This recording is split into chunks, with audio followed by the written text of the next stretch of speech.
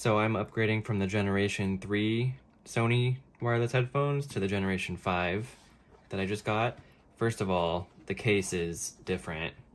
It's in like a triangular shape now, and the case is really nice because in the previous case, you would have to put the cord in with the headphones, and it was just kind of annoying to handle.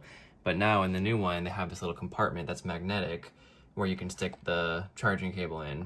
So that's really nice. That keeps it just separate from the headphones, and then it's just a really snug, nice fit.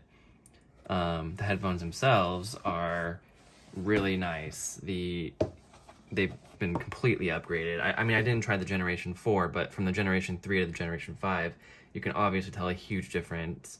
Much more sleek looking. The headband is one piece instead of, multiple pieces, and it's just much smoother at, extending. This is like a click, has clicking sounds, and it's just, compared to this, it's super smooth coming in and out of there, and it's much more lightweight, especially the head part. It's so much lighter feeling.